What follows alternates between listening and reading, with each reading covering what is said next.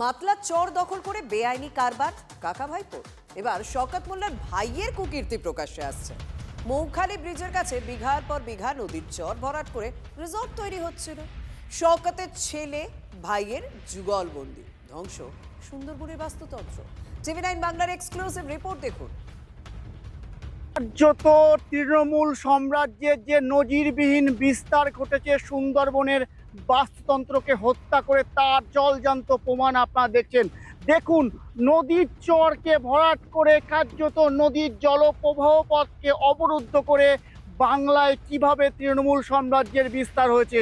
অর্থাৎ ক্যানিংয়ের মাতলা নদীর চর থেকে বালি তুলে অবৈধভাবে সেই বালি দিয়ে কিন্তু নদীর যে জলপ্রবাহ পথকে কিন্তু বন্ধ করা হয়েছে। দেখুন, শওকত মোল্লার ভাইয়ের সেই বিশাল তৃণমূল সাম্রাজ্যের আমলে ওই গড়ে ওঠা অবৈধ সেই বিশাল নির্মাণ প্ল্যান ছিল 2026-এ যদি তৃণমূল বাংলায় ক্ষমতায় আসে, তারা তৈরি করবে এখানে মৌখালী ব্রিজে বিশাল বড় এক রিসোর্ট।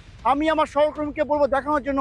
দেখুন, পাঁচিল দিয়ে বিঘের পর বিঘে জায়গা পাঁচিল দিয়ে কিভাবে ভরাট করা হয়েছে। আরও দেখুন, ওদিকে নদীর একদম নদীর গায়ে চলে গেছে জায়গা।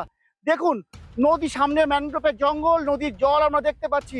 আর ওখানে দেখুন ক্যাফে করার সমস্ত পরিকল্পনা কিন্তু চলছে। কার্যত প্রশাসনকে বুড়ো আঙুল দেখিয়ে বাংলার ক্ষমতার অপব্যবহার করে তৃণমূল সাম্রাজ্যের বিস্তার ঘটেছে এই বাংলায়। দক্ষিণ 24 পরগনা থেকে দেবব্রত মণ্ডল, টিভি9 বাংলা।